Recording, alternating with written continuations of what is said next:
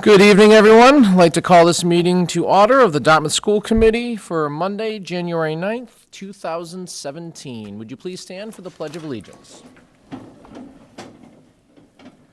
I pledge allegiance to the flag of the United States of America and to the republic for which it stands, one nation, under God, indivisible, with liberty and justice for all.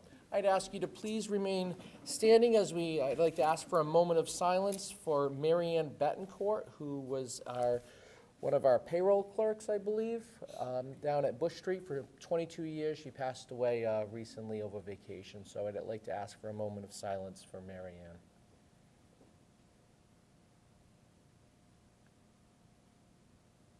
Please be seated.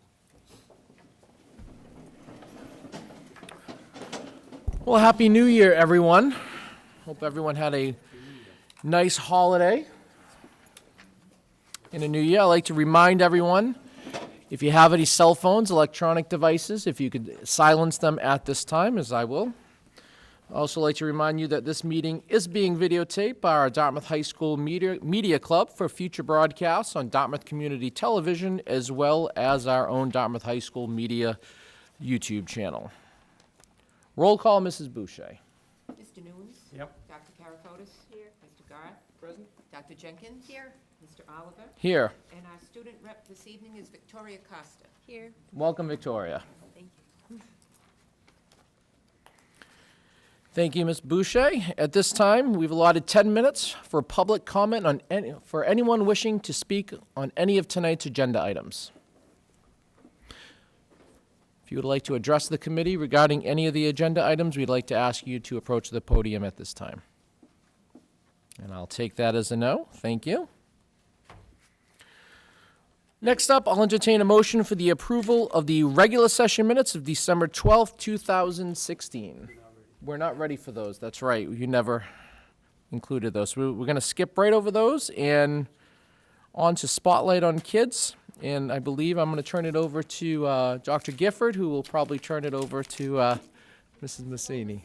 So we're really happy to welcome DeMello School here tonight. I'm not quite sure what they have in store for us, but We're looking forward to it. We're looking forward to it, exactly.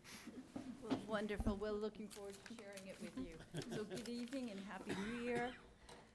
And thank you for the opportunity to share some of the things happening at DeMello School. So there are so many great things happening in and out of the classroom that Mrs. Paveo and I had a difficult time trying to choose just a couple. So we thought we would share several, but we promise you that we'll be brief. We're doing a team effort here that I will share it, and Mrs. Paveo is going to handle the PowerPoint so you can see all the wonderful pictures, and then we're going to wrap up with what's going on with our instructional technology teacher and all the wonderful things he's doing. So thank you. Great. So many of the activities that we're going to share with you tonight are part of our school improvement plan and the district strategic plan. So in the past, you may have recalled that for the last 3 years, we've organized the Discover DeMello Night and Navigate the Pathways of Your Child's Education. Many of you have attended in the past. It was designed to be a relaxing night, an educational night for parents, and a fun night for kids.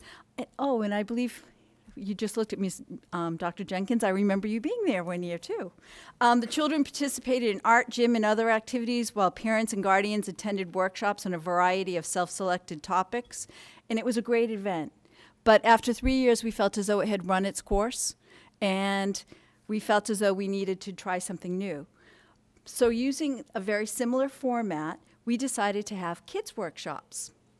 So it was Beyond the Books Kids' Choice Workshops, where staff members, retired Dartmouth teachers, parents, we even had grandparents, Dartmouth High School students, and a Dartmouth High School teacher shared their expertise and graciously donated their time, and it was just wonderful. The energy that they shared, the kids just loved it. It was a very successful night. So our students participated in 2 self-selected topics. We had 98 students who participated in 16 sessions designed to stimulate, teach, and entertain our students, such as robotics, kitchen science, introduction to Portuguese, cupcake decorating, paracord bracelet making, yoga, melted crayon art, basketball, dance, egg drop experiment, learning about a Japanese holiday, children's holiday, scrapbooking, sunflower mosaics, and so many more topics. So what we thought we'd do is share some of the pictures from the event, and a huge thank you to Mrs. Paveo. So this is Connie Sweeney, a retired teacher, and we also had Alice Heff doing kitchen science. And that we had 2 second-grade teachers. That's Miss Lindsay Reynolds, and we had Melissa Pickering, and they were doing different edible things. And Miss Lindsay Reynolds just had her baby, surprise, on Saturday, 4 weeks early. Crayon art. That was a parent teaching basketball. That was Trish Leary teaching scrapbooking. We had a grandparent who did sunflower mosaics. That was Elizabeth Murphy teaching paracord bracelets. And Mrs. Kavanaugh, Oh, and Mrs. Kavanaugh. right there. This was one of our parents doing egg drop experiments. We had Miss Colbeck and Mrs. Colbeck were doing cupcakes, and they made rainbow cupcakes, Minion. the Minion cupcake, and Cookie Monster. Mrs. DeJesus, our ELL teacher, spent some time in Japan, so she taught the children about a Japanese holiday, children's holiday, and they did some different crafts. This was robotics with Mr. Sam Brodsky, and he brought a number of his students. They were doing kitchen science, and it was, I think that was the edible one from the 2nd grade. They were doing different things. The boys there, I believe, was that the Portuguese consulate's wife, one of our active parents, taught introduction to Portuguese. So, and there were many more different activities, and as I said, it was parents. We had some Dartmouth High School students who taught painting and dance to the children. So it was such a successful event that we'll be hosting our 2nd annual on March 30th from 5:30 to 8. We are also hoping to partner with a local restaurant so that our parents can go out to dinner, knowing that their children are well taken care of, and our PTO hopefully can receive some of the proceeds from the restaurant. We'll be sending out a solicitation notice recruiting workshop leaders this week. So if you have any special interests that you'd like to share with our students, let us know. At DeMello School, we're always looking for different ways to involve parents and guardians and community members. This past fall, we partnered with the Dartmouth Natural Resource Trust, who guided us on a school hike to the Slocum River Reserve. We had 49 students, parents, and staff members. Mrs. Lorraine Granda, a retired Dartmouth principal, was one of our guides. And Mrs. Catherine Golub was the other one, and she's a TA here at Quinn School. Our 4th grade student council recently went to the Council on Aging to make crafts, sing holiday songs, and just engage in conversations. And it was really neat to hear the boys and girls come back and say how frightened they were initially of talking with the seniors, but they said, hey, it was pretty easy, that they quickly became friends. Later this month, DeMello families and staff will be volunteering at a Gifts to Give on a Saturday morning. We had a family science night in December where students and parents had a fun time conducting various experiments. Our other plans include an art gallery walk this month where parents can see some of their children's artwork displayed. I know we have the art show in May, but children only get to submit one. So our art teacher, it was her idea to come forward and to have the parents walk around the hallways and see all the different art and to have the children explain the art to their parents. She is also displaying monthly artwork at the Southworth Library, showcasing different children. The children will be sharing kindness by creating Valentines for some active service members and for our friends at the Council on Aging. We had a special Veterans Day program where some of the whole school got to meet some of Dartmouth's heroes. So that's neat. We'll be continuing our successful career week in the spring where parents, family, and community members get to share their occupations with the classes.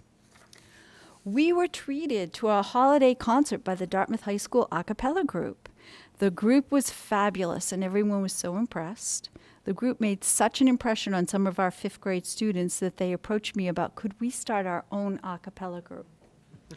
So I approached one of our music teachers. We have 2 different music teachers, so one that had some time in her schedule, and during the children's lunch recess time, she is going to be meeting with them once a week.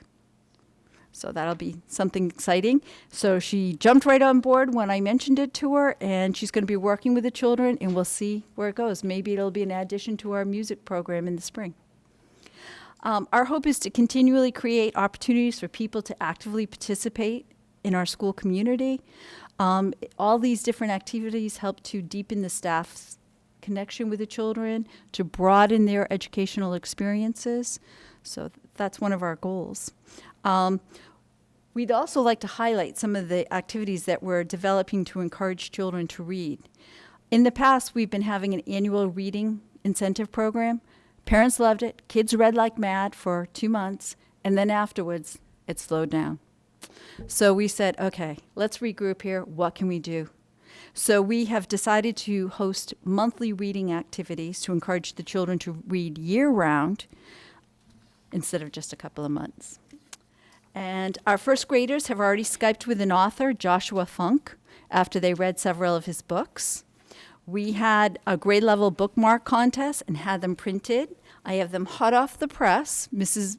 Paveo and I had not looked at them, so we're going to share one with you, but I was told you cannot say who won, because the teachers selected one from each grade level, and they'll be distributed on Friday, so we can't share that with you. Students from different grade levels paired up to buddy read, and students continue to share their favorite books on the intercom during our morning announcements. We have a bulletin board in the hallway that displays students' photos with their book recommendations. And Ms. Massioni, our reading specialist, is the chairperson of our reading committee, and together they have developed so many fun ways to reinforce reading. We'll be kicking off our monthly reading celebrations with an exciting event this Friday: books, blankets, and breakfast. So students will gather with their classes to listen and read books. They can bring a book of their choice along with a small blanket and a breakfast snack. And the winners of the bookmark contest will be passing out their bookmarks to their grade level classmates. We're going to be having rocking and reading, where we'll have rocking chairs lined up, and students will take turns reading throughout a week. There's a planned book tasting in February where students will get to sample different book genres that they might be interested in reading independently. There's a book project and a door contest in March, a poetry slam and a mystery book checkout in April, and we have our annual guest reader program in May, and a book swap in June. So all kinds of great things happening.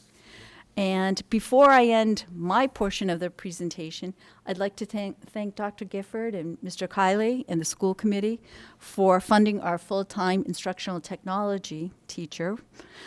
We do share Mr. Roderick's with Cushman School for their kindergarten classes. And we now understand why Quinn School has been so delighted to have this position for the last several years. We now have consistency with technology at each grade level, more curriculum integration than we've ever had before. Mr. Roderick meets once a month with the classroom teachers during CPT meetings to talk about what they're going to be teaching that month. So we've been able to offer some before-school maker clubs and coding mornings. But instead of me telling you, I thought I would introduce Mr. Roderick and have him share what he's been doing.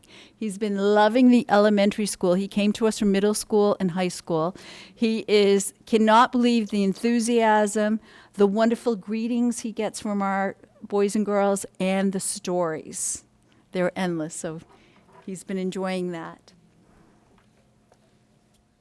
So he's got some wonderful things he's been doing that we thought we'd share with you. So I wanted to share for the And you just, sorry. No, sorry. I wanted to share for the DeMello Student Showcase what we've been doing with the students in terms of the technology in the school. Do you have the clip? Sorry, my fault. I've kind of loaded up 4 different things that we've done with them. We built Balswood Bridges in the Maker Club. We started this Maker Club in the spring, and we had an overwhelming response to it. And so we did 3 big projects, and it was Balswood Bridges. We did something called Kane's Arcade. the hour code, and then we're going to talk a little bit about the iSTEM Club coming up pretty soon. So the Balsawood Bridges, just kind of give you guys an idea of it. It is, I'm just going to play the video, but you'll see that this is a time lapse. So the kids, whoop.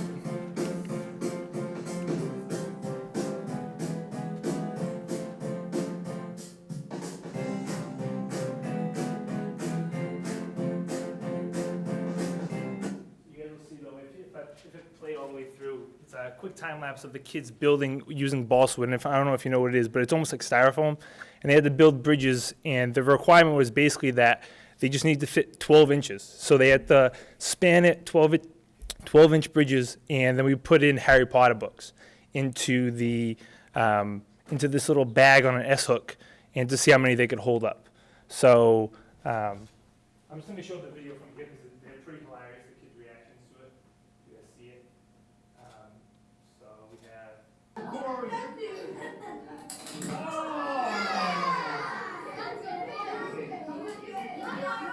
That was one. Here's another one again. So go. No, you can go. Jacob, my grandmother told me this.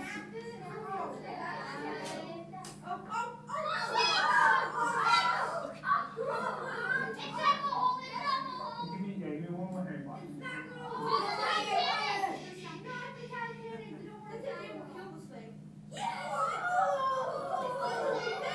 So as you guys can see, they get pretty excited about it. How many books? I think the winner had 6 or 7 books. I think that one was like the 7th Harry Potter. The next one that we did is Kane's Arcade, and it's based off of this kid in LA, and he built a cardboard arcade outside of his dad's automobile shop. It's like it's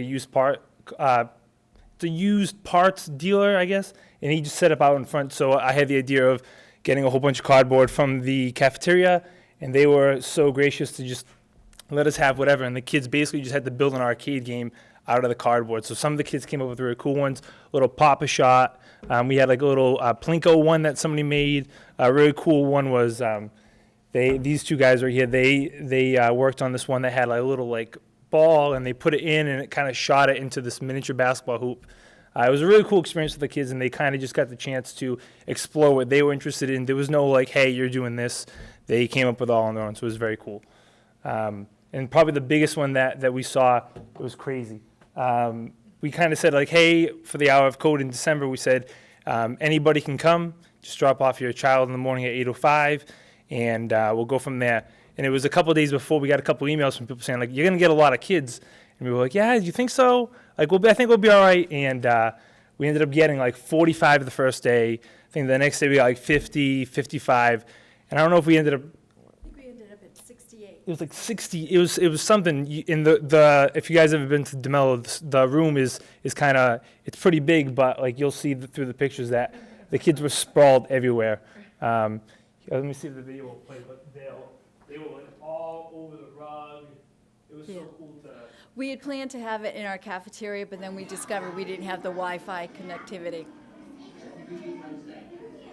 But they just spread like everywhere, so it was pretty cool for them to see, and it was all self-driven. So the kids, when they hit a problem, they had to like solve it on their own or work through with a partner. So that was a pretty cool thing to kind of experience.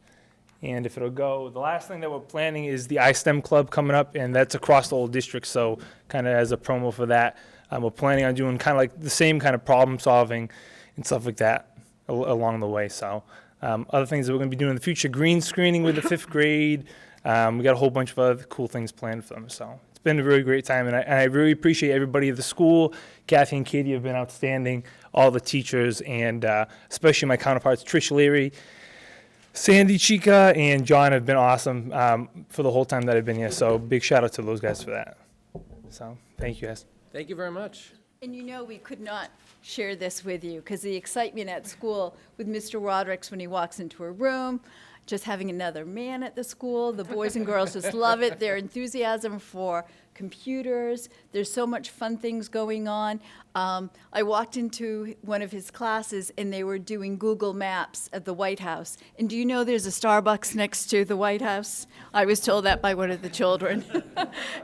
And they were finding their homes, and then there's other things he's been integrating. The children have been doing Google Slides that go along with their social studies and science. So it's been wonderful. So thank you very much for funding the position. Thank you, Mrs. Massini, for a great presentation. Thank you as well. This is something, in my eyes, that was desperately needed for years, and it's great to see that it's finally come to fruition with having every elementary school having a tech person in our schools that's dedicated to technology integration.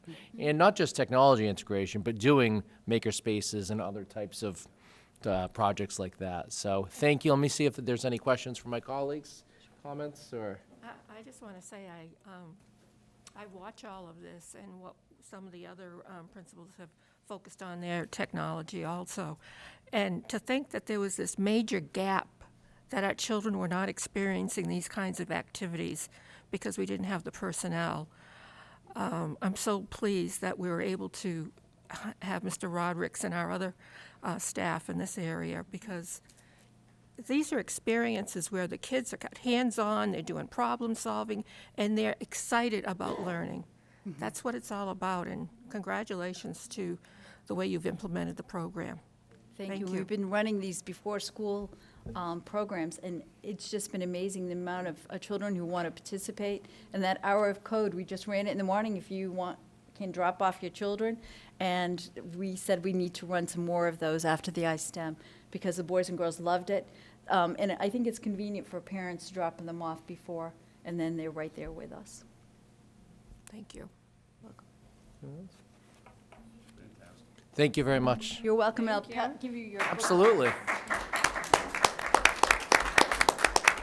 Thank you. I love it. Thank you. We can keep these? Yes, you may. Just an announcement there. Thank you.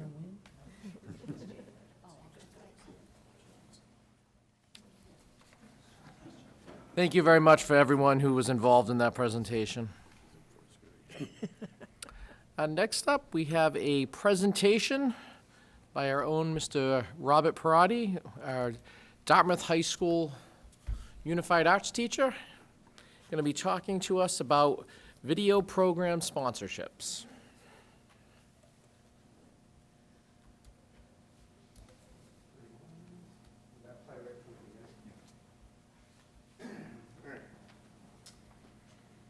Just have a short 2-minute video I'd like you to watch. Sure.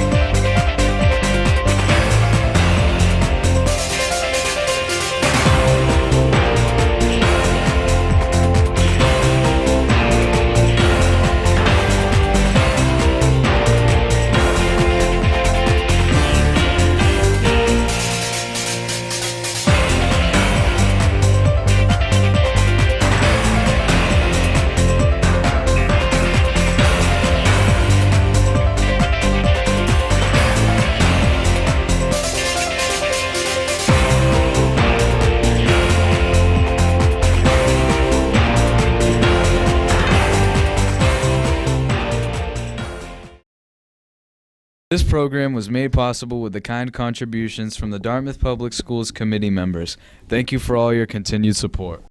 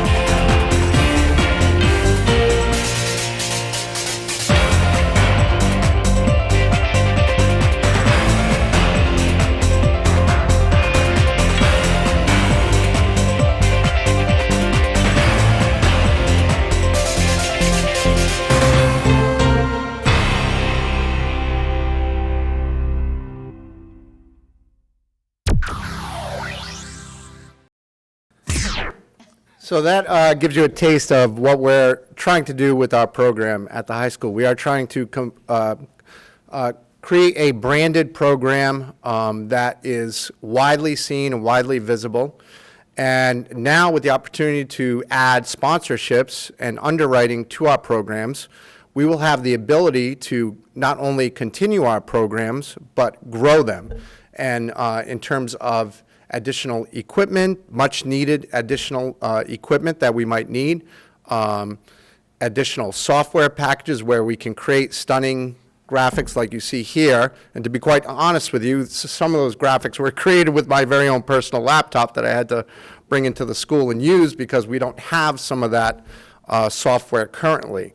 So I think with this opportunity of creating sponsorships from local businesses and those local businesses showing support for our programs, I think this would be a unique opportunity for local businesses in our community to support what the students are doing at the high school and for the school department. Because not only is it for the high school, but we are also doing other programming for the entire school department. So. Thank you very much, Mr. Parati. Questions? Yeah, how would you go about getting the sponsorships? So what we would do is create a, very much like what you see here, a pitch video, and we would approach local businesses in the area. And some of those, we may hit some of the same local businesses that are currently sponsoring other programs that are currently involved with the school department.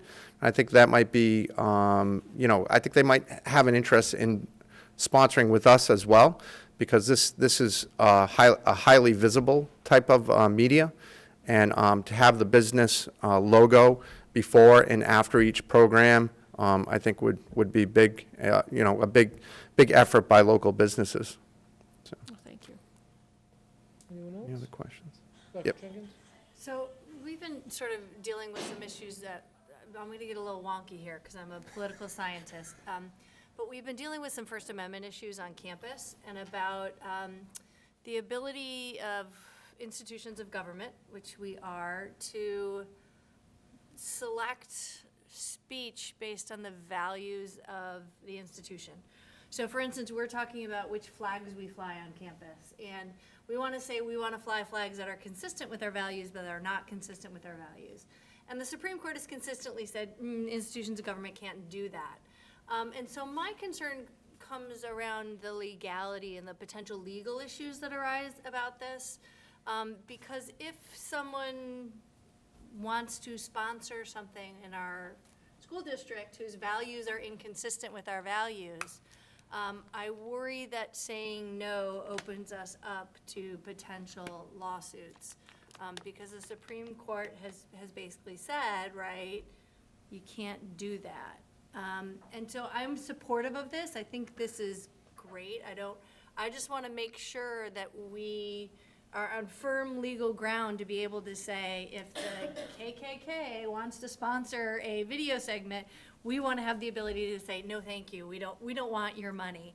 And so I'd just like to make sure, I mean, I know other schools do this, so there must be some, I don't know, case law, or we could ask MASC or the Superintendent's Association to make sure that we're on firm legal ground in the way that we set this up to cover ourselves, to be able to say no to organizations we don't want sponsoring our school-related programming.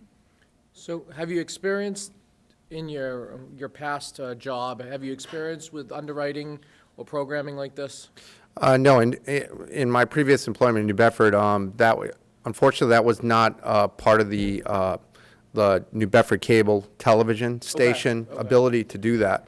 However, in Dartmouth, we do have that ability. Which is great. So, My question would be, following up with Dr. Jenkins, would it be, obviously you're going out soliciting, for underwriting ads. Would it be you that makes the final decision on if we want to accept a donation from this business? Who would make that ultimate decision? I would think it would be part of my, to be honest with you, it would be my department, Yeah. the Unified Arts. All of our programming is viewed by the lead teacher in Unified Arts. Okay. And it's also overseen by Mike Martin at the high school. So I would say, I probably would go on, I would assume would go under that type of jurisdiction, that type of chain of command. Yes, Mr. Garth. With all due respect, I think it's a very innovative notion, but I do share a great number of concerns similar to Dr. Jenkins. I think in the extreme example, there are hate groups who have used these kind of opportunities to maybe not foster an educational agenda, but they've looked for the fight involving the First Amendment that puts school districts right in the middle of a topic that they don't always want to be in the middle of.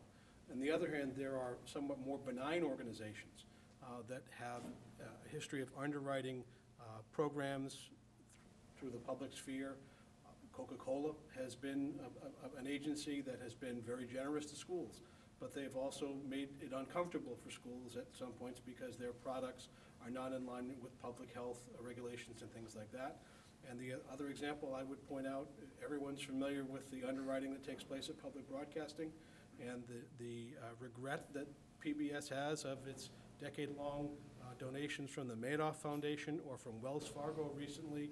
Those are things that are not thought of at the time that the money is collected, but years later when the onion is peeled back, it's a legacy that sticks to the people who receive the money.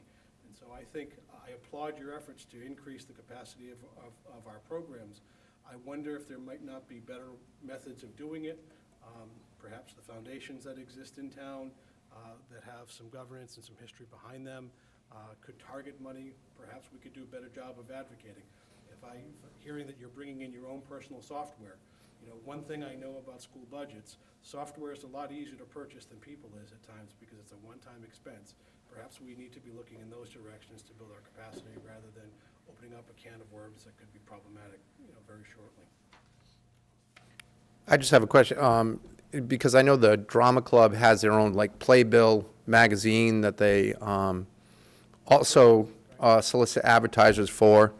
The sports programs also has their own program that they put out. How are those programs? How do they solicit those advertisers? I'm just curious. That's a good question. And is that through the boosters? Are those? I think the athletic department, and Mr. Kyler, or Dr. Gifford, or Ms.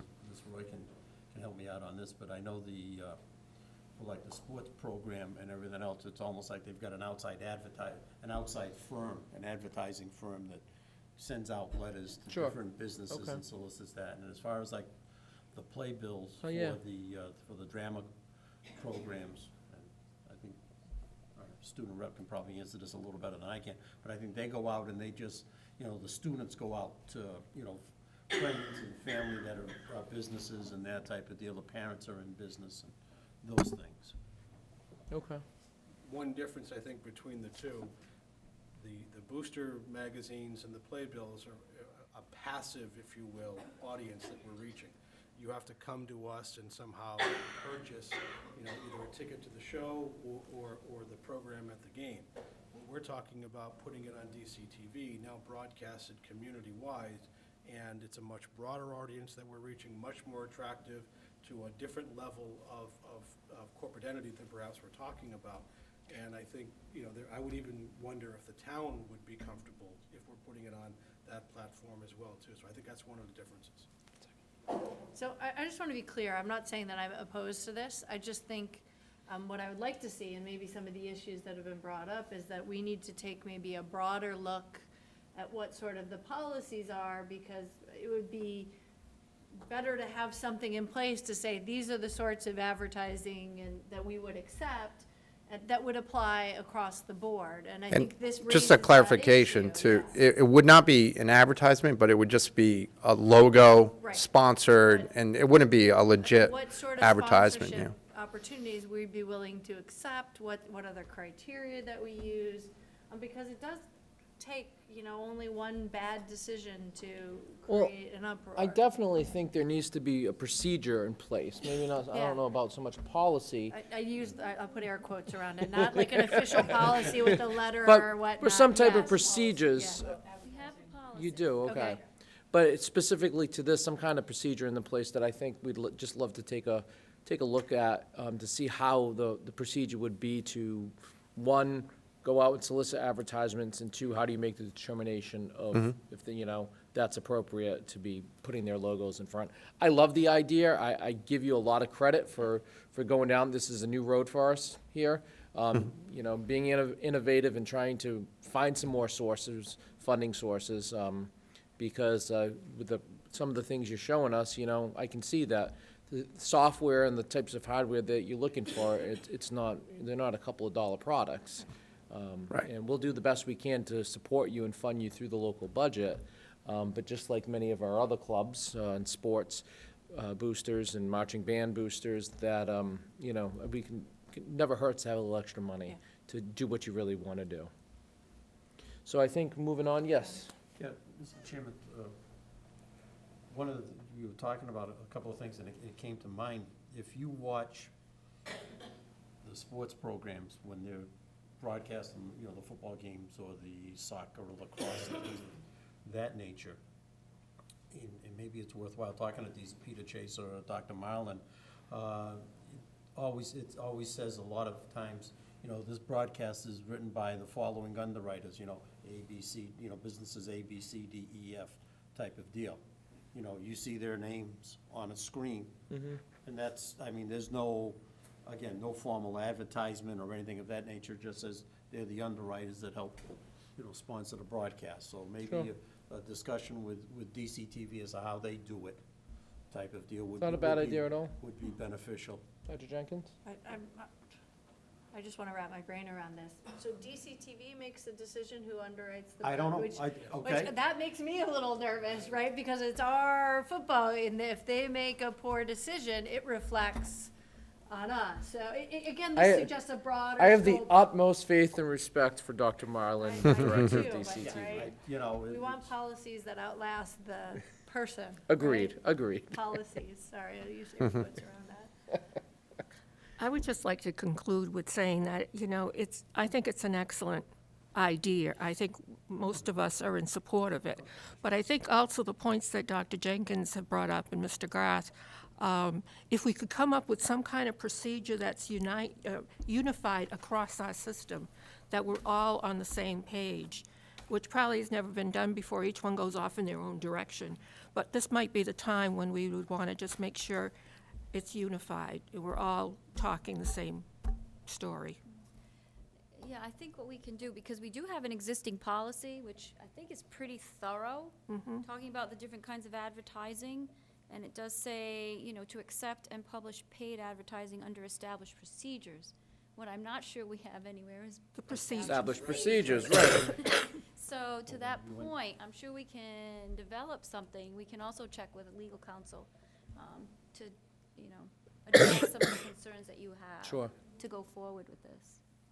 I think at this time, if you could work on developing some Sure. procedures, I think the committee would love to hear back from you Yes. as to Okay. where you're at when you're ready to go with this. Great.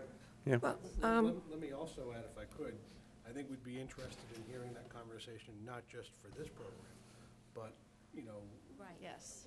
the district-wide. Yeah, Yes. I agree, Yeah. I agree. Yep. Yeah, I would just say that the procedures would have to be for everyone, so you wouldn't want to have Mr. Parati trying to figure out the procedures for everyone. So maybe you need a group from each, or selection of people that represent the different areas. And, okay, well, that's good. Well, now we're back with it. Which I think, to be very honest, it probably needs to be at this kind of level, because ultimately, you know, steps that go awry of this policy and bring out the worst-case scenarios are ones that affect the biggest, you know, source of impact in the district, the budget, you know? And so I think for those reasons, it can't be at any programmatic level, it's gotta be at the district level. And we can invite Mr. Parati, as we have with a couple of our other policies. Bring somebody in. Sure. That'd be great. Thank you very much for your Okay, thank you. presentation.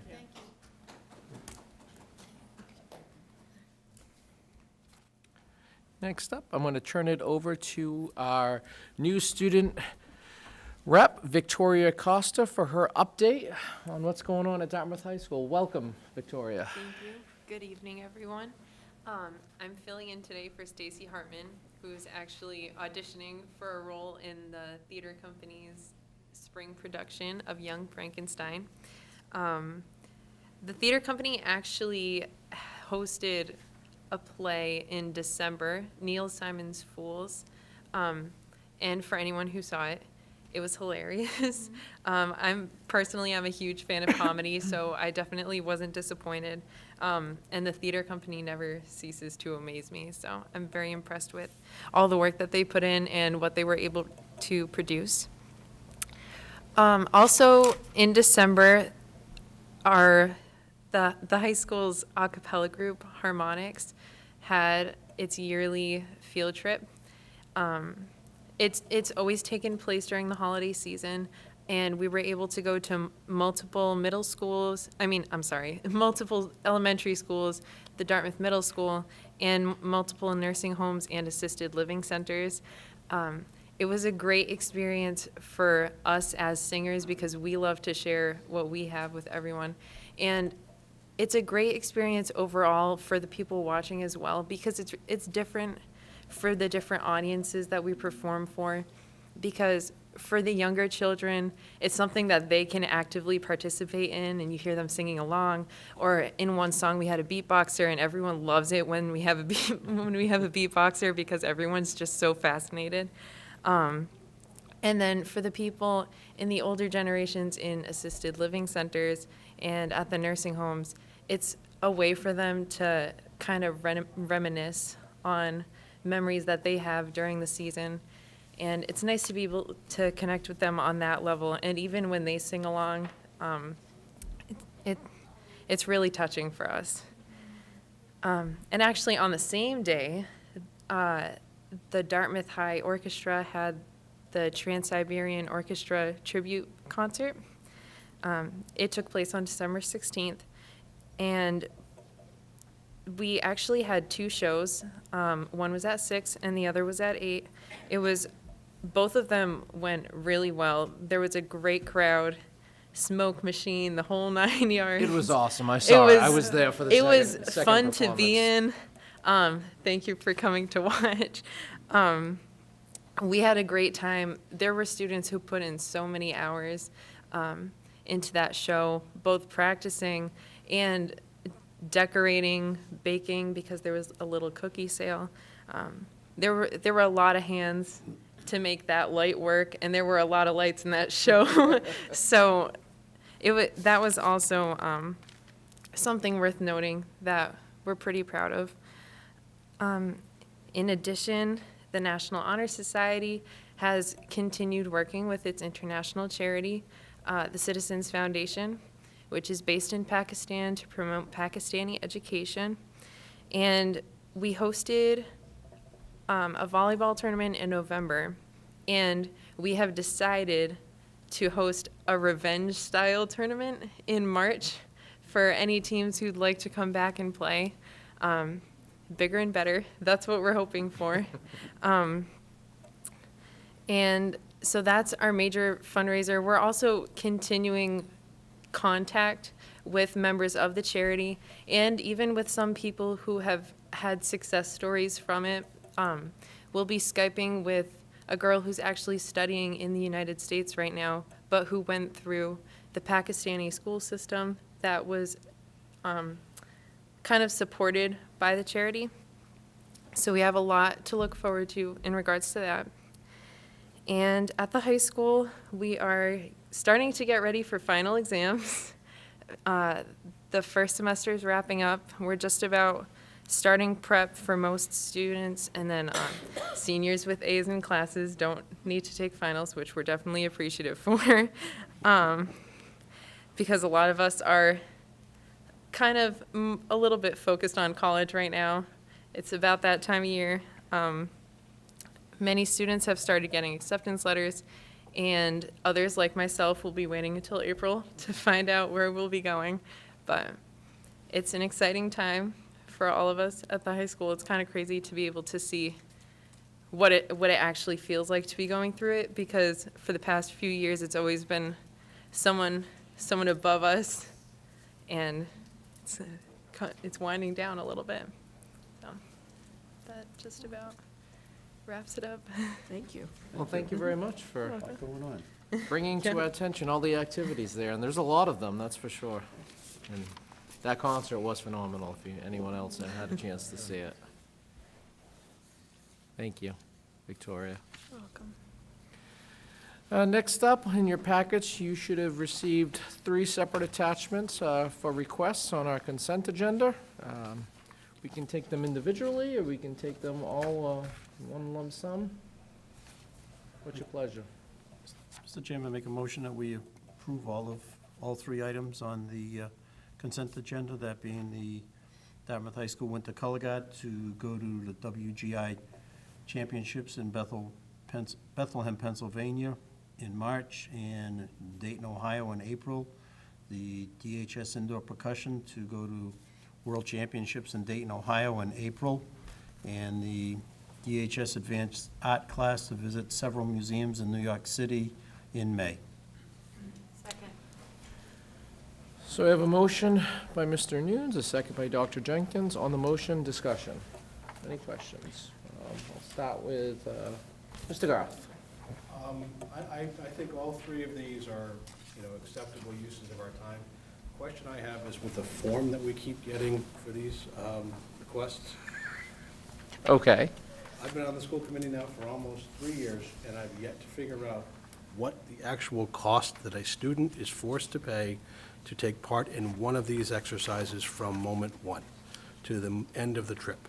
And I think that perhaps redesigning how we express the idea of cost associated with this might be more fair to the community, because when I see that it's going to cost students $95, but the bus costs $2,500, and there's a student assessment of $150, I'm not sure what the number is that parents and students are responsible to come up with to take part in these exercises. Well, let's see if we can get an answer to your question. Let's look at the first one. Request for the Dartmouth High School Winter Color Guard. So we can all be on the same page here.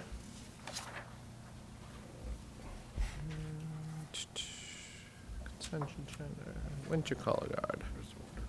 All right. So on the first page, we have the teacher, which is Addison, it looks like. Are we there? Yeah, cost per student associated with this field trip, $150, that's what I see. Is that correct? Yep.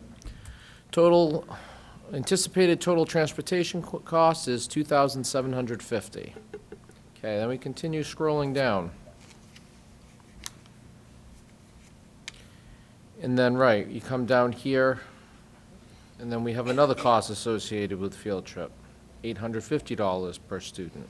I'm sure this makes sense to the people who are filling out the forms and who are signing off on them. I think it wouldn't make sense to a parent or a student if they looked at it, though. You know what, Mr. Garth? I do somewhat agree with you on this.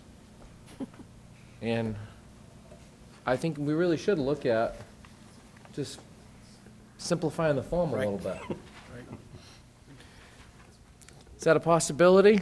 Not that I think any one of us is questioning the field trips, the request to attend them, but I think maybe it's warranted that it's time that we take a look at some more forms and see if we can simplify these and actually come up with just one concrete number at the end of that as to for student costs. Yes. While we're still Dr. talking, Karafotis. while we're still talking about the forms, I was struck by the 3 different requests we received. The first 2, the ones from the music department, was just one basic letter with the request for the field trip, which is fine.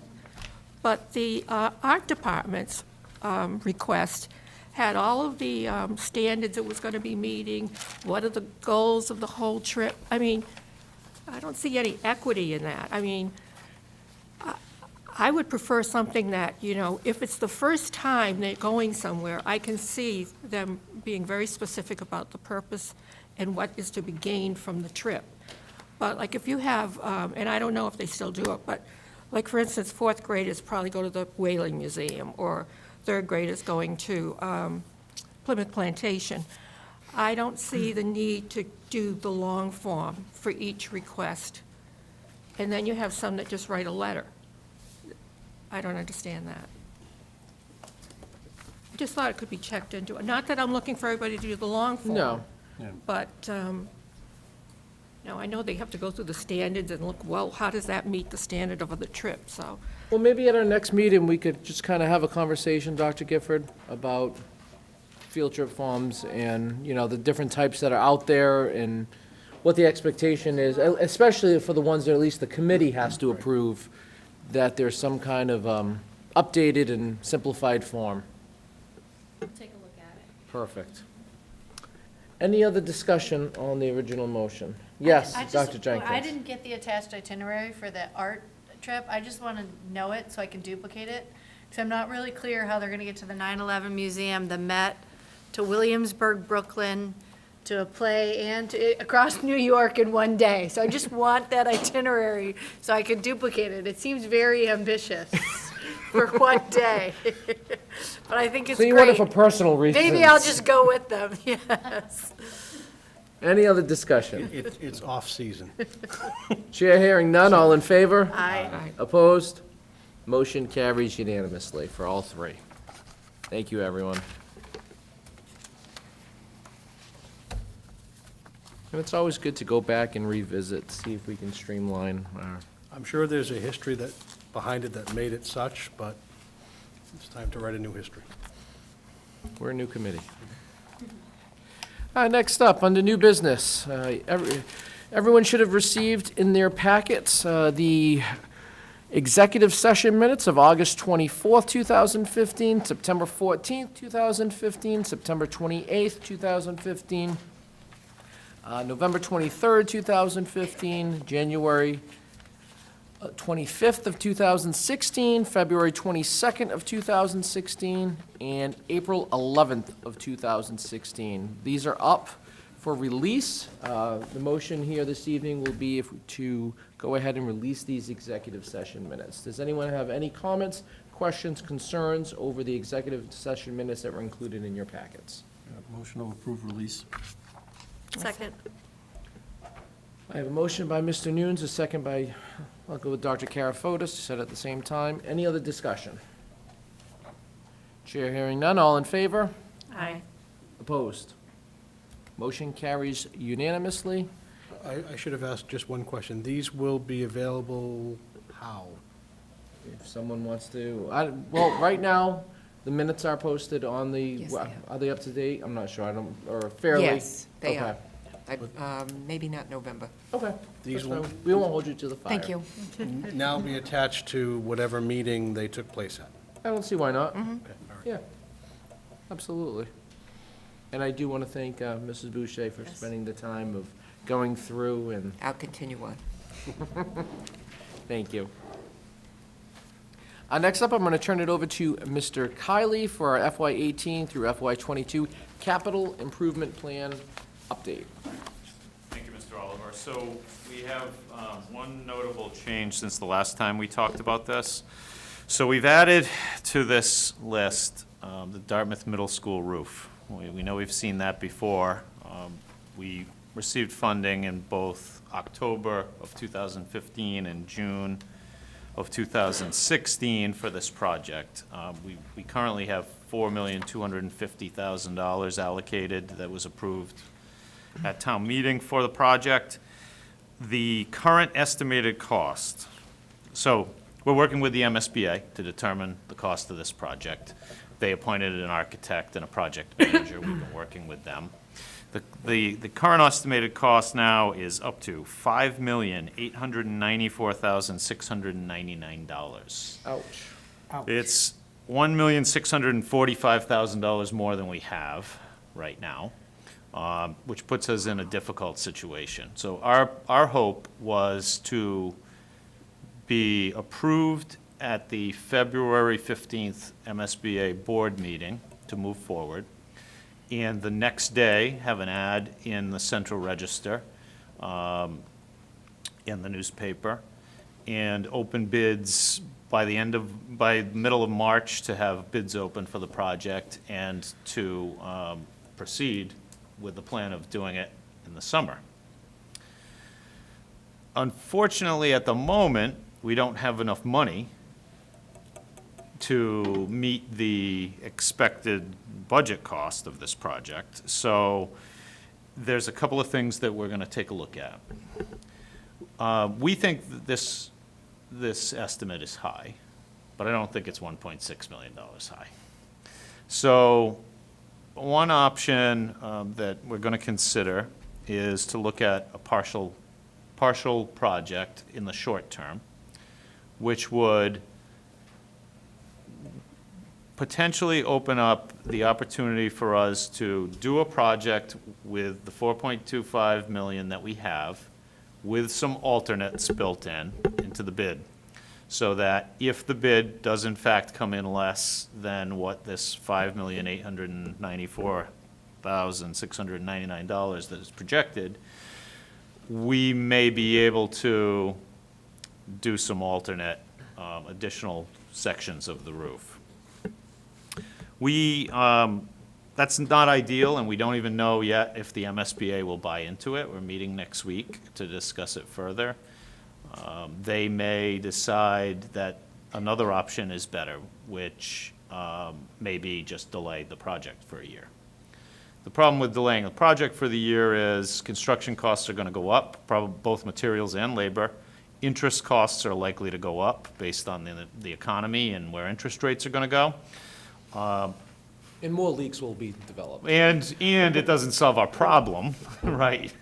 Which is, it's just going to be worse than it is now. So that's not ideal either, but we're going to work and brainstorm and work with MSBA to try and determine a solution that's best for us and acceptable for them. So that's the monkey wrench in the capital improvement plan at the moment. Yes? Are we beyond the point of no return with this request? Can we pull it completely off the table with MSBA and look at solving the problem at the middle school in a much different way? I think that we have all options available to us. I think we're not committed in any way to this project other than the cost of design that we've already incurred. And we're only in schematic design. We're not in blueprints and full construction documents. So, although we're getting there quickly. So we do need to make some decisions on how to proceed. One option is we can move forward and bid it out and see what the price is. We'd know the price in March. Maybe the price is going to be something that we can work with. Maybe the town will work with us. The problem is that the funding from the town would likely not happen until town meeting in early June. We can't sign a contract with someone. Without knowing the money. has Right, been without knowing the appropriated. money's there. And there's lead time on a lot of the items in the project that are going to require a contract to be signed and orders to be placed by the contractors before June. So it's a difficult situation at the moment. So I have two questions. One, where do we stand on our master plan? So the master plan, I'm still hoping to have that sometime in the summer done. Okay, so we're not gonna have that done till the summer. I guess my other question is, I mean, we can certainly project where we think interest rates are gonna go and where we think costs are gonna go. How much does it cost to call a special town meeting? If it costs $20,000 to call a special town meeting and we're gonna end up spending $200,000 more if we delay a year, that's a worthwhile investment. Now, I'm not sure it'll pass at a special town meeting, but, right? You gotta look at what the opportunity costs are if we don't, Sure. if we don't move forward this year. Aren't there special rules about a special town meeting too, and what they can and can't approve? No. No. No. Go ahead, John. I think they can approve a borrowing. Okay. I think they could authorize this at a special town meeting, but, so I've had some discussions about that, and it's not been receptive at this point for that at all. But it's not to say that we couldn't push that. There's some potential for some savings by pushing it off a year, in that we would be selecting when we bid it out. as opposed to being in a group. So there are 24 roof projects in the MSBA pipeline to be done, to be completed this summer. Some of them may not receive funding or may not go through, but there are 24 on the docket, including us. That's a lot of competition, and none of them have yet been approved by MSBA. I think quite a few will be approved at the same meeting as we hoped to in mid-February. So there are only so many companies that can do a project of this magnitude, a handful, really. So if they have other work and other bids that they're bidding on and winning, that makes our price go up. If we were to delay, we could select when we go out to bid, and we could go out before all of next year's projects and put ourselves in a position where a roofing firm may look at us and say, wow, that could be our job for the summer, and be one of the first projects in the books. There's some savings. We've done that on the other roof projects that we've handled, and I think we've done quite well with it. So I think there is some savings. Whether it would counteract the increase in construction costs and interest costs, I don't know. But it's just something to consider, too. I don't like the idea of delaying this a year, Right. but I'm also not sure that we have another acceptable alternative if MSBA, if the town wouldn't fund it before June, and that it would have to be funded pretty quick. So there would have to be a special town meeting pretty quick. And obviously, I don't know what the MSBA will say. Obviously, if we had the money in March, they'd say fine. But if we won't have it till June, there's not much they can do to help us. So this additional money, 53% of it would be picked up by MSBA. So we're on the hook for about $800,000 of the additional over what we currently have So out of that number, allocated. 1.6 million, we're on the hook for half of it. Yeah, our total grant on this roof would be about just under $2.9 million from MSBA. I mean, this is a huge project, obviously. So we would be paying, $3 million, our share, for this roof. So it is a huge investment of town resources and borrowing capacity that's going for this roof. But the roof leaks, the roof's bad. It's not the only problem with the school, though. No, correct. No, that's for sure. Correct. So what do you need from us, Jim? So so the town is going to be starting its capital improvement planning process. I don't even think that they've sent out forms to the departments or anything yet. So I think we're a little bit ahead of the game Okay. this year.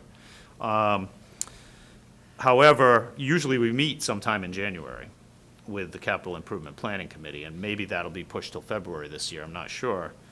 But what I did on the plan, based on our prior discussion, was I prioritized the items, and the list you have is in priority order based on our discussion, with the exception of adding, a big monkey wrench into it, unfortunately, with the middle school roof. So I don't necessarily need a vote this evening, but if we don't vote this evening, then we may be having discussions with the town about something that you haven't voted and approved. So if we vote on the CIP plan tonight, as it is, Jim, with the middle school roof at our second line down, you just said that this money, even if we approve it, that's the extra money that we're gonna need. It's not gonna be available anyway. it may not. And remember, so this plan goes to town meeting in June and then in October. So we would need the money, even if we were gonna do this, even if we delay it, and we're Right. gonna do it next need the summer. money the following. We need the money either in June or October. So we can't miss this, or else we're actually out a whole nother year. We're into 19. So it has to be in this Okay. 18 plan in Okay. order to do the project. If there's some magic way that we figure out how to do it this summer, it needs to be in the plan. If we have to defer it till next summer, it still needs to be in the plan. Right. That just really hurts. It hurts. This committee's idea of really wanting to It's, renovate and retrofit the Memorial Stadium. agreed, it's, right, it's, Shannon? I mean, I think there may be one advantage to delaying a year, is that it allows us to finish. To Mr. Gar's point, there are more issues in that middle school than just the roof. And I know the roof needs to be fixed, but dumping $6 million, that's 10 to 20% of the cost of a new building, right? Or, I mean, what percent of that is it of a total renovation where you completely redo stuff? I don't know, and so if we delay a year, at least then in the summer, we have our master plan, because my concern has always been that we commit ourselves to using that building for We're stuck how with, many we're stuck, we're years? stuck with that building once we take the MSBA funds. Right. It's true. So We're stuck maybe with that delaying building a for a year is- considerable amount of time. Is not the worst thing that could happen, because it allows us to take a look at what we want to do with that building. I mean, it's There not is it's not a 21st century learning space. By It's any- not. By any means. Right. Your thoughts, John, Carol? Well, Mr. Chairman, one of the things I was wondering about was if you went back and I know Mr. Kiley alluded to this a little bit, but if we bid it out with the 4.2 and saw how far that got us, and, you know, it takes us from here to, you know, or what it, I'm not trying to piecemeal it, but, you know, having walked on that roof and like there's 30-some-odd different sections, and I got there, what parts need to be done, and is this how you unfortunately have to bid it out? And if you come back next year with the other 1.6, and now you're walking over and ripping up some of the stuff you've already put in. I know that's a problem there, but is there some, you know? it is possible that we could bid it out, get an idea of where it is, and adjust. It's not ideal, the timing's gonna be really difficult. You know, that kind of speaks to the idea of bidding out a partial roof project with alternates. The problem with bidding out with alternates is that a company, when they bid, need to include profit. Where are they gonna include profit? If you have alternates, they're gonna say, well, I better include my profit in the base bid, or else I'm not gonna have a profit. So it's not ideal to do it that way, but it's an option. So it's a and I don't know if MSBA would even entertain Right.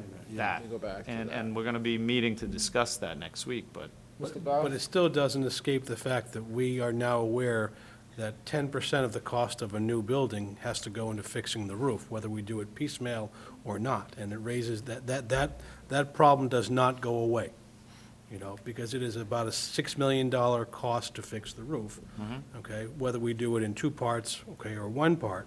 And if we decide to go down that path, as we've pointed out, we are in a long-term partnership with MSBA in that building now. And Correct. that's, you know, I'll be the first one to say it. I don't want to be there. I'm leaning more towards delaying it.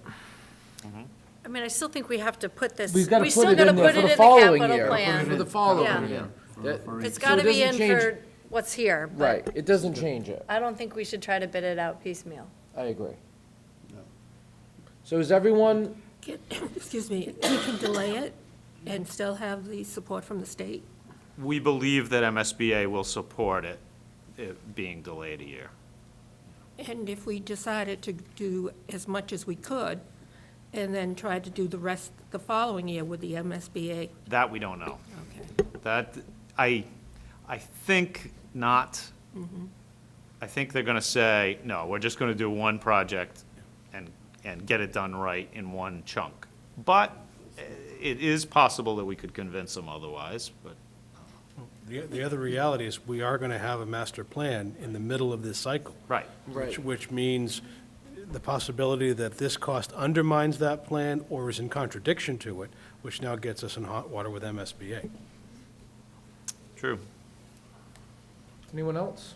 Dr. K? You know, I understand what we're saying about the situation with the school in general, that it isn't a 21st century learning community.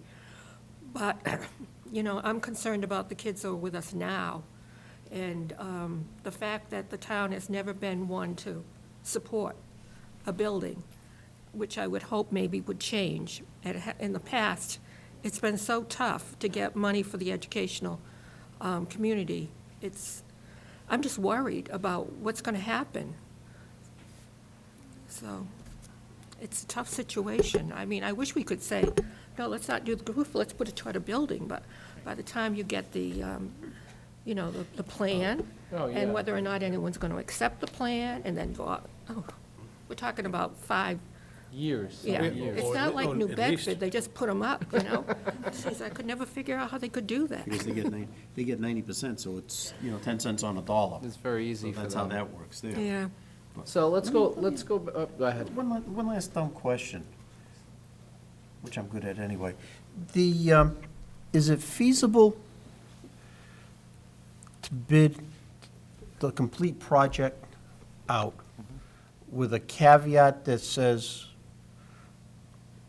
because now we would know in March what the total cost of the project is, subject to the additional funding available We June would- 30th? Right, we would do that. If we don't have a special town meeting coming right around the corner and do that, we would bid it subject to funding. Subject to for the full funding. Other than that, we're gonna.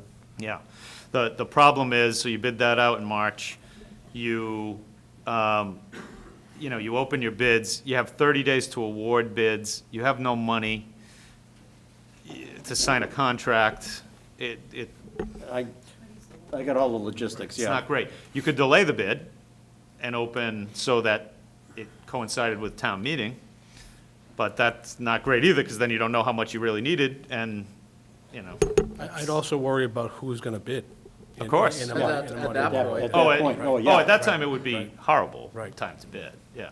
Yeah. It would be the worst time. That's what I'm saying, could you put in the bid specs, instead of 30 days, 60 days, just because of, Maybe, will the yeah. town fathers see the light Yeah. and give us a special town meeting? I mean, I don't think it's $20,000, it's probably $4,000 or $5,000 for a special town meeting, because that's, But who knows if they'd even approve it? well, no, I got, Special yeah, town meeting, because, that's a yeah. crapshoot, Because right? now Or they you'd have can to get go a to, quota. now you would have to go to the Quota finance quorum. committee and get a reserve fund transfer to take care of the expenses. Right. Right. And how many nights you'd have to dedicate to have it because you couldn't get a quorum. Yeah, that's the problem, Yeah, That is a big problem. especially if you could ask them to spend money.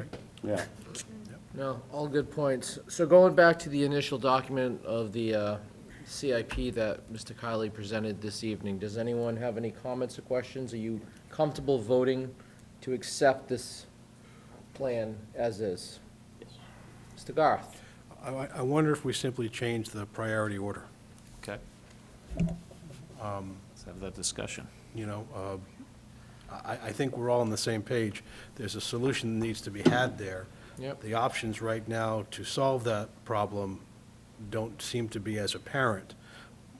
We perhaps would not want to go in a certain direction if it means giving up all of the rest of the priorities that are on here. If we either take that statement out that it's in priority order or move its place on the list, maybe we meet halfway to where we're at and where, we don't want to be. So what are you recommending? Approve the plan with the amendment that we remove the priority order. It's just a list. Thoughts? Mr. Kiley? So that's kind of the way I gave it to you the last meeting. Right. Which I've never really done before. I've always put it in priority order, but because of some of the stuff we were talking about, I did it that way.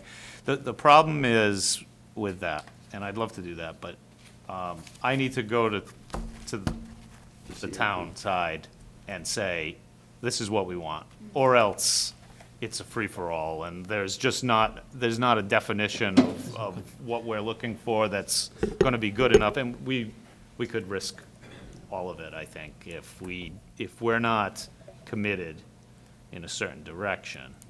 I think we would put ourselves in a risky situation. No, that's a very good point. I didn't want to prioritize it this way either. The problem is, I don't know that there's much What's the alternative? alternative. Mr. Chairman. Yes, Mr. News. Make a motion that we approve the capital improvement plan as presented by Mr. Kiley in the priority order that he provided to us. Second. I have a motion by Mr. Nunes, a second by Dr. Jenkins on the motion. Any further discussion? Any other thoughts or ideas, Mr. Graff? No, but I think I'm going to cast a symbolic vote. Okay, fair enough. All in favor? Aye. Opposed? No. Abstentions? Motion passes 4-1. Thank you. Thank you, Mr. Kiley, for all your work on this. Thank you. Absolutely, Mr. Kiley. No-win situation. And turn it over to Dr. Gifford. Talk to us about what's going on All right. around town. A few things that we'll mention tonight. First of all, I'd like to talk about it's not about what's happening, but our next meeting, our February meeting that we're having after February vacation is February 27th. And so we didn't know if we should consider moving that to the following week, seeing it's the vacation week, and to prepare agendas, et cetera. Many of us will be away that week, so it's the Monday right after the vacation week. Right after the vacation. Yeah, so if we could move to and I spoke to Mr. Kiley about budget timeline, and he thought that could That's work fine. okay. So I don't know if folks would have a problem with that. So, What's the, Chris? So It'd be we're- March 6th, we were okay, looking so at. we're meeting February 13th Correct, Correct. that's fine. and then March 6th.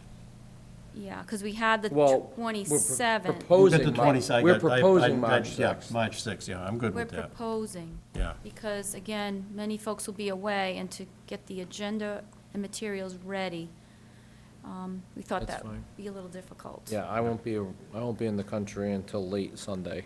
Good. So if we could do the March 6th, March 6th works. okay? All right, that's one thing. Perfect.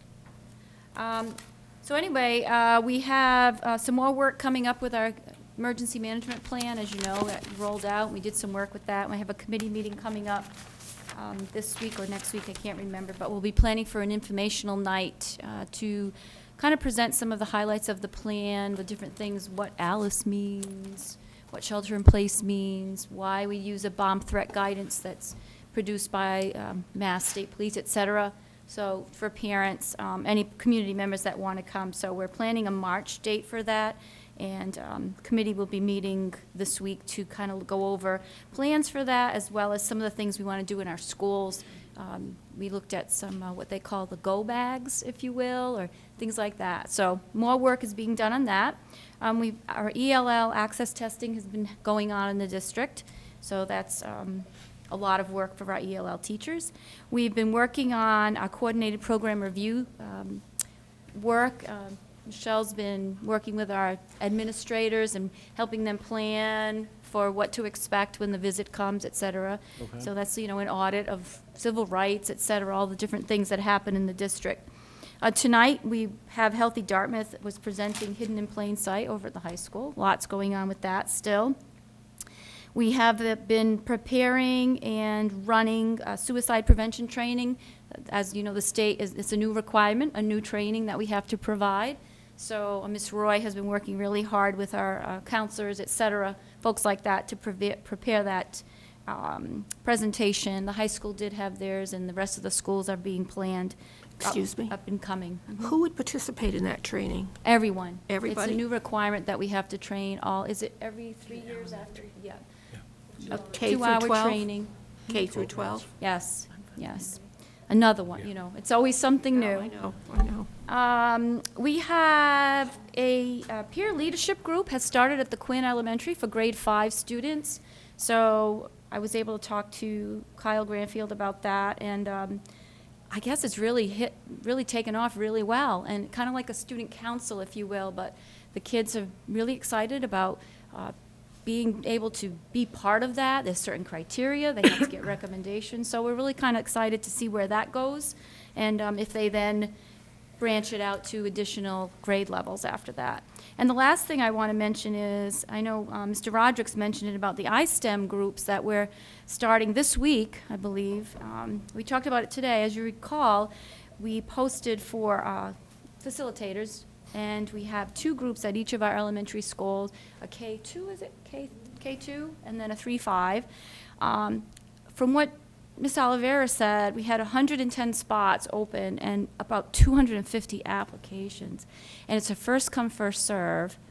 And, you know, again, it's going to be some of the things that you saw tonight about robotics, et cetera. So we're deciding we're going to have to run a second session. It's going to be an 8-week session and then run another. But Tracy said her email's been blowing up from parents. How do I get my child in? How do I get my child? So it's really, we're really happy to see the direction that the STEM and all of the technology is heading, but it just looks like we're going to have to keep planning more and more. So we're excited about that. And that's it. Summer camp. Oh, I was going to mention the summer camp. Another thing, along that lines, we're working with a group, Camp Innovation, to run a week-long session all day in the same kind of thing. And then we said, well, maybe we need to do 2. Just seems to be the hot item. So, Excellent. yeah, that's it. Thank you, Dr. Gifford. You're welcome. So, I have been contacted by several people in town regarding the demolition of the Gidley School. And on several occasions, I've had good conversations with people in which there seems to be some willingness for people to help, as well as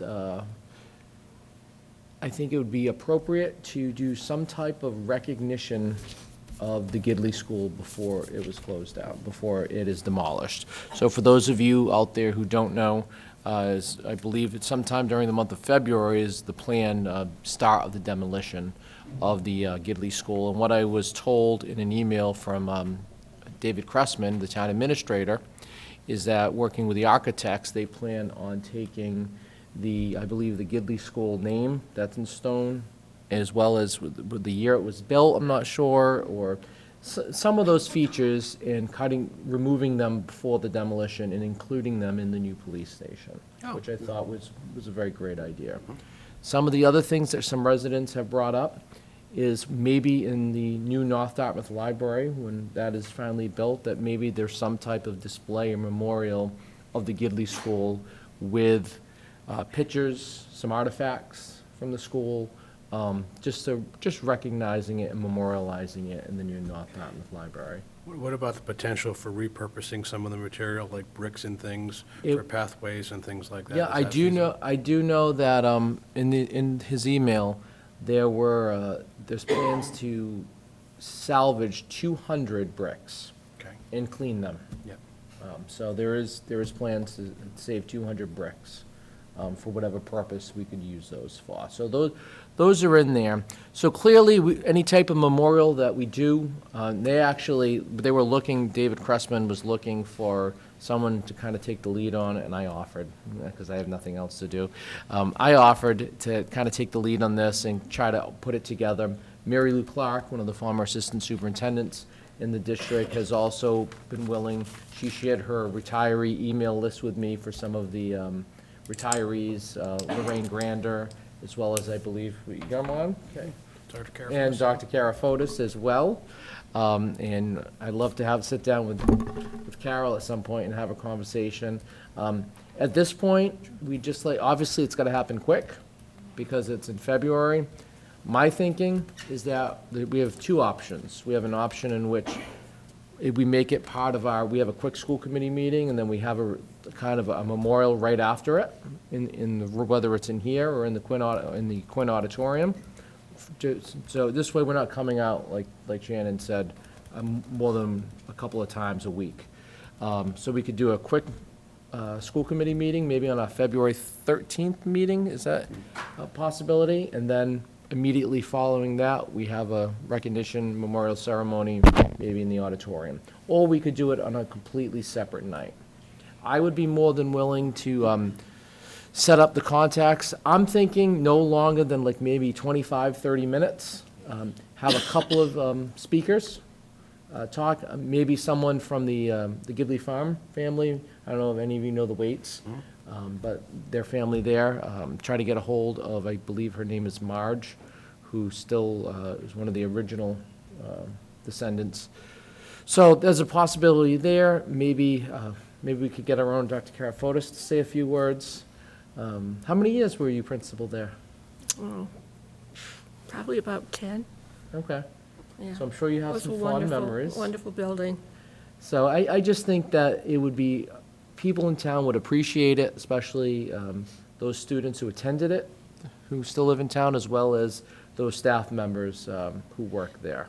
When I was the principal there, I'd often have people who had gone to Gidley come by the school and say, oh, I went to this school. And so with the help of Enid Silva, we got together a lot of the people in the town who had gone to Gidley, and we opened it up for them.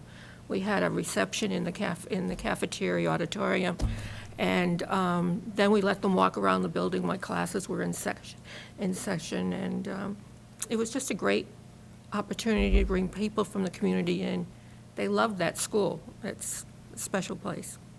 It is, and that's why I feel it's really appropriate that it's recognized.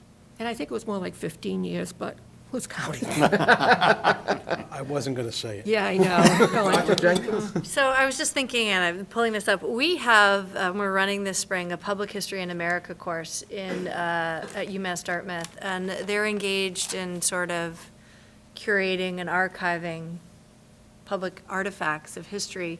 And it strikes me that this would be a really great project for those students to work on, collecting, to help build, if we want to do something up at the North Branch Library.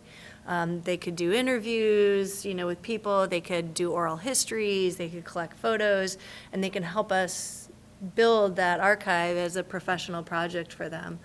So if we'd like, I'd be willing to reach out to that instructor and see if they would be willing to help us on that project. I think that would be great. Thank you. Because we need somebody to do the work. and Absolutely. If they're getting a grade for it, they'll actually do the work, which would be great, right? So one of the other pieces is that we contacted the Standard Times, and there's going to be an article in the Standard Times once we have a date for this, probably do the Standard Times, the Chronicle, maybe the Dartmouth Village Soup paper. They here, I only see Bob Only Bob, right? from the Chronicle. Just letting everyone know when it's going to be. And what I'm thinking of, what if we put something in the article about if you have any artifacts, if you have any memories, somewhere, they could, I don't know where they'd send them to, or if it's just photographs, they could send them to an email. Yeah. But just an idea, I'm just throwing this out there. What are your thoughts, though, going back to a day? That's what we really would like to try to get a date on the books for this to happen. That February 6th, I'm sorry, that my fault, 13th. 13th meeting, that sounds just right, because, Maybe have the meeting before, and then yeah. go right after the meeting, we adjourn and we go into Yeah, it. I mean, if we have a meeting and we plan on a ceremony to start now at 8 o'clock. Right. Type of deal. Because I think a lot of people, What's going on? there was some, I guess, Mr. Cressman had received several emails, or Sean McDonald had received several emails Yeah. from people in town interested in, well, is there anything going to be done or said about the Gidley School? So they were just looking for, a group. I said, you know what, it really does make sense that the school committee, was the Gidley, even though it's not under our jurisdiction anymore, Yeah. it was still one of our schools. Yeah. So I think it's appropriate for us to take part in this. So the one thing I would say is that we're actually now scheduled, I think, to have back-to-back meetings in March, which may be a better time because we don't typically have a ton of business 2 weeks in a row, and anything we didn't get to at the first meeting, we could go to the second one. And then it gives us a little bit more time to plan it. right? In terms of collecting artifacts, We getting do. the I just word out. don't know if we want to do this before the demolition. Well, the other thing about doing it after the demolition is some of those things that are salvaging could be displayed and talked about, and not the big sign, obviously, but the bricks could be brought there, we could talk about them, and if we wanted to use the bricks for a fundraiser, that would be a really good place to sell Gidley bricks. We could pre-sell them without them seeing it, but, Right. I don't know, that's the I only. don't know if that's pushing it off. Yeah, I, I personally, with all due respect to Shannon, I'd like to see it done before, the wrecking ball shows up, as the old saying goes. And I don't mean that in a disrespectful way, but, while it's still standing and, Right. somebody can still have if they went driving by it tonight. Right. Or tomorrow morning, they'd still have the visual Right. there. I like the idea of giving us more time to plan, but, Yeah. Chris? It's been a long time since I've been inside the North Dartmouth Library. Does that, when emptied out, have the capacity to host such an event as what we're talking about, or do you anticipate way beyond the capacity of that building? Because that would be probably a more appropriate place It to would be. memorialize the building. That's I haven't been in there in years. I don't know. Well, let's do this. Let's at least let's at least nail down a date. So is everyone okay, whether it's in the auditorium here Or the or third- whether it's down at the library? Is the 13th okay 13th, with yeah. everyone? 13th works, yeah. Okay.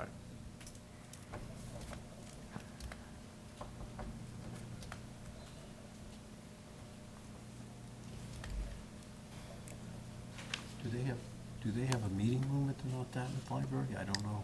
I don't think it's gonna be big enough. I was I just can thinking, imagine it. Maybe Dr. Last I was there, it was just a big open room, so I'm not sure what's there now. could check with Lynn Antunes, Ms. Antunes on that. Yeah, she just emailed me. Okay. So I can check with her. All right, so we got February 13th, and if the school committee will have a short agenda that night. We'll try, exactly. And we'll go from there. Very good. Very good. Thank you for taking this on, Chris. Absolutely. You're welcome. I can attest to the fact that it means a lot to a lot of people in town, not just the ones that I am intimately close to.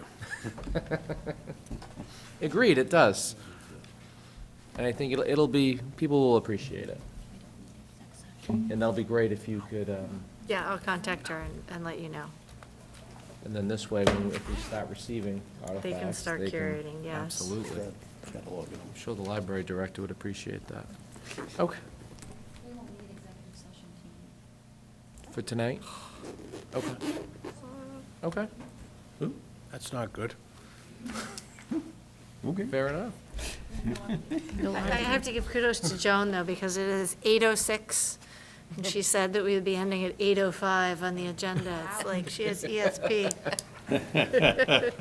That is all, Pretty impressive. that is all I have. Did you want to talk about the sidewalk? Yeah, I do want to just send a reminder to our studio audience to please maintain your sidewalks. There are kids that walk to school, and I know it's hard to get it out right away. Am I supposed to be looking in the camera? It's hard to get done right away, but these kids need to be able to walk to school, so please shovel your sidewalks. Thank you. If I may, I just add to that. We took a big step at the beginning of the year to make sure there were fewer kids who needed to walk to school. I want to commend our folks for taking care of those that still have to walk to school, because they are the ones who live closest to the buildings, and I know that our people have done their best to look out for folks who, in the past, might have been lumped in with a bigger group, but now they're the ones who are in the most danger. And we can't forget the fact that Mr. Kiley and his team worked extremely hard last year, shortening. Oh, yes, the walk that's what I zone. just said. Yes, absolutely. Anything else?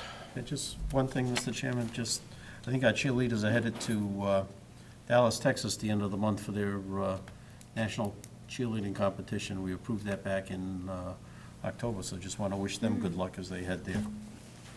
Excellent. Thank you, Mr. It might not Nunes. be as welcome in Texas now. Yeah.